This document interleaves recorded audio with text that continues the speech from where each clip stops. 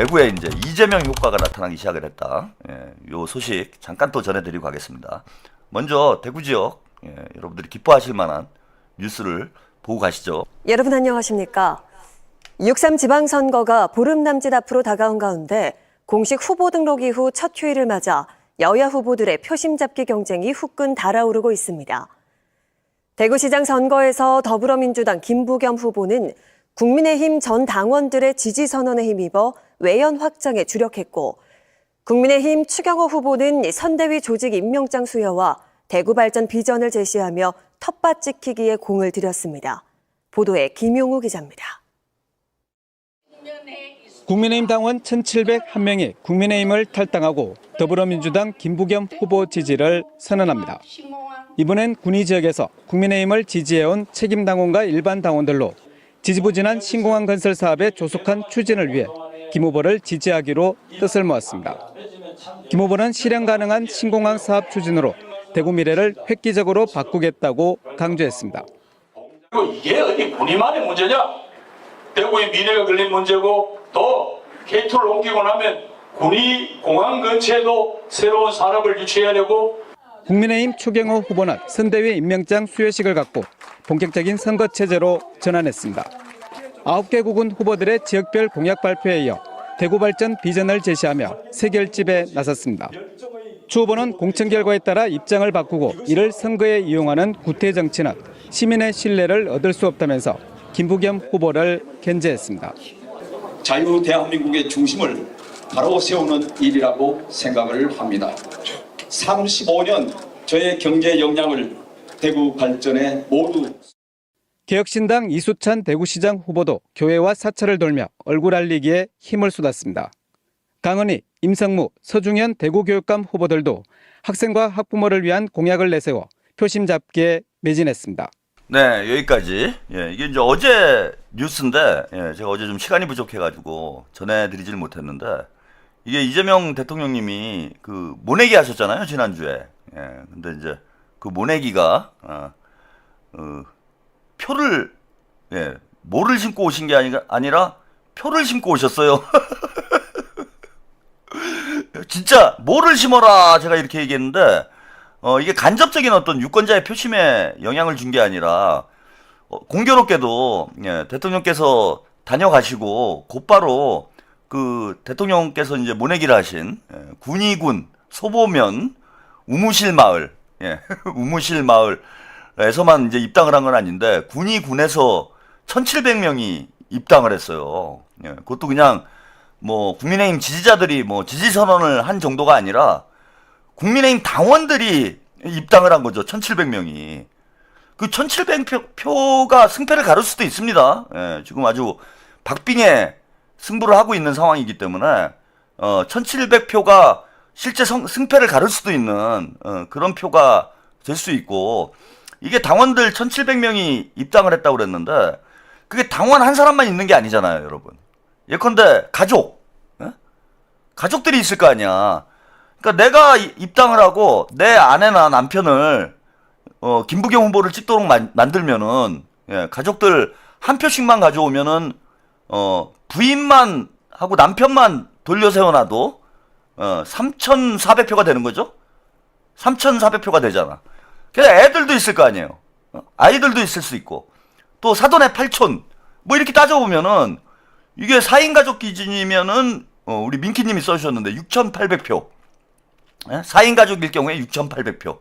또 동네 사람들 있을 수 있고 뭐 이거 하면 이게 몇만 표가 될 수도 있는 거예요. 그리고 당원들은 이제 적극적인 정치 고관여층들이잖아. 그냥 본인 한 명만 오는 게 아니라 그 나름 또 그 밑에 조직이 있는 사람들도 있어요. 그러니 이게 몇만 표가 움직이는 그런 성과가 될 수도 있다. 그런 차원에서 지금 한 표가 아쉬운 상황에 대통령께서 모내기를 하시자마자 표를 심는 이런 결과가 이어졌다라는 건 뭐 김부겸 후보 입장에서는 상당히 이제 뭐 천군만마를 얻는 그런 힘이 되지 않을까 이렇게 생각이 들고, 이게 이제 또 군에만 영향을 주는 게 아니에요. 이제 국민의힘 조직들이 뭐 다른 지역에도 여기저기 있을 텐데 이 조직에서도 여러 가지 생각이 들 거 아니에요. 지금 분위기로 봐서는 김부겸 후보가 될 가능성이 상당히 높고, 또 이재명 대통령님이 또 각별히 또 TK 출신이시기도 한데다가 각별히 신경을 쓰고 있고, 그럼 앞으로 본인들이 어느 쪽에 붙는 게 본인의 장래에 도움이 될까? 뭐 이런 생각을 많이들 하지 않겠어요? 예? 군뿐만 아니라 대구 경북 전체에서 야, 이제 국민의힘은 완전히 오합지졸이 되고 집안 싸움이 나가지고 망하고 있는데 이재명 대통령의 지지율은 지금 계속 오르고, 응? 나라 경제도 점점 좋아지고, 이번 지방선거도 지방선거지만 다음 총선 땐 진짜 200석 얘기 나와요. 이제 두고 보십시오. 다음 총선 때 200석 얘기 나옵니다. 민주당에서 진짜 200석 가져간다. 그래서 이재명 대통령이 진짜 연임이라도 하는 그런 상황이 벌어지게 되면은 판이 완전히 바뀌게, 대한민국 자체가 바뀌게 되는 거죠. 그러면은 본인들이 어느 쪽에 붙는 게 나의 인생에 도움이 될까? 뭐 사람은 다 B형이잖아, 솔직히. 유시민은 본인이 A형이라고 자기는 가치지향적 인간인 것처럼 그죠? 주장을 하고 있지만은 모든 인간은 B형이에요. 내 이익이 우선이야.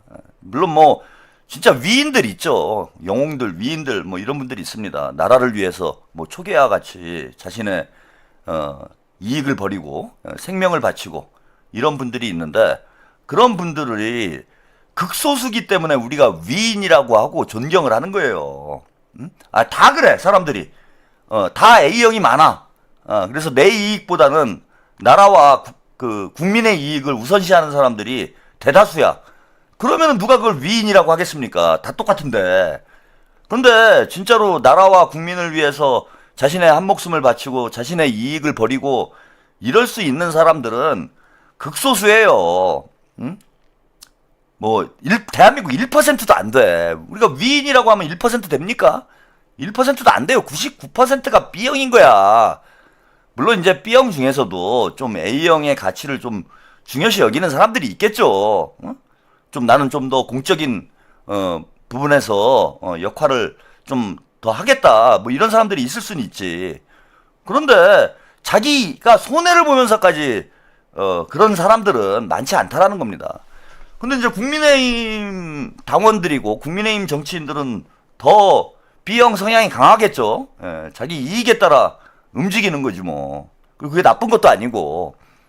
그런 차원에서 보면은 국민의힘 쪽이 더 빨리 이제 바뀔 가능성이 있어요. 더 빨리 손절할 가능성이 있어. 아니 거기 붙어 있어봐야, 국민의힘에 붙어 있어봐야 무슨 부가 있다고, 무슨 이득이 있다고 거기 붙겠습니까?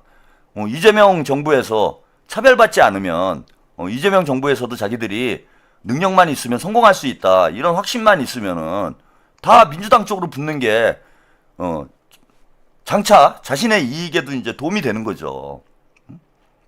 그런 면에서 보면은 김용남 후보, 뭐 김상욱, 그다음에 신용환 이런 분들이 이번에 꼭 당선되는 게 대단히 중요해요. 송영길 대표도 그런 말씀을 하시던데, 그 김용남 후보가 이 중도 확장 전략에 어찌 보면은 그 선봉장 같은 역할을 한다. 근데 김용남이 다 버리고 민주당으로 갔는데 민주당에서 텃세를 부려가지고 김용남이 조국한테 졌다.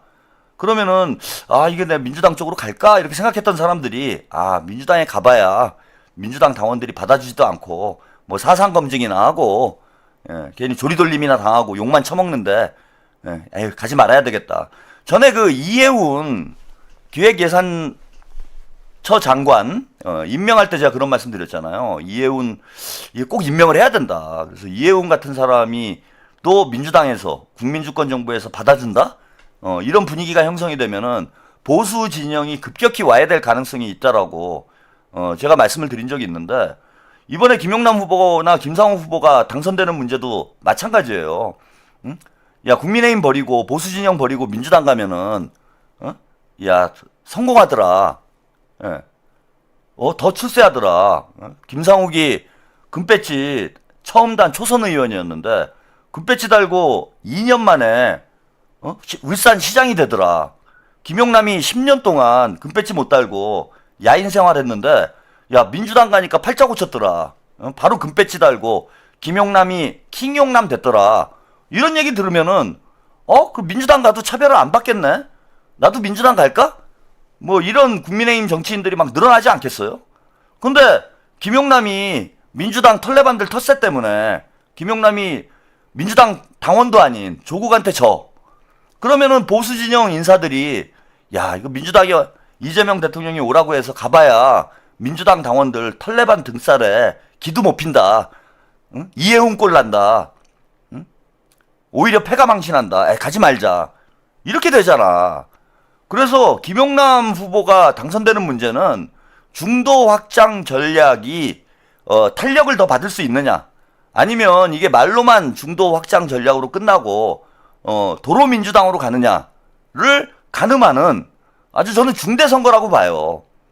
김용남이 꼭 당선이 돼야 보수 진영이 동요를 하고 이재명 대통령의 중도 확장 전략이 더 탄력을 받아서 더 많은 보수 세력이 민주당 쪽으로 귀순을 하는 이런, 그래서 민주당이 명실상부한 주류 정당으로 자리를 잡고 민주당이 20년, 30년 집권할 수 있는, 장기 집권을 할 수 있는 그러한 인적 토대를 만들 수 있다.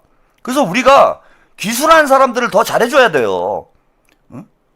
북한에서 탈북자들 내려왔는데 야, 너 재수없어 꺼져, 안 그러잖아. 막 정착 자금도 주고 뭐 신경 써주고 뭐 나라에서 막 그런 거 하잖아요.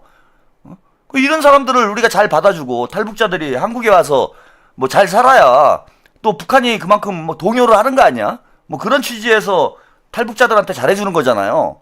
아니, 그와 마찬가지로 보수 진영에서 귀순한 사람들을 우리가 더 잘해줘야 돼요. 그래야 자꾸 귀순을 할 거 아니야.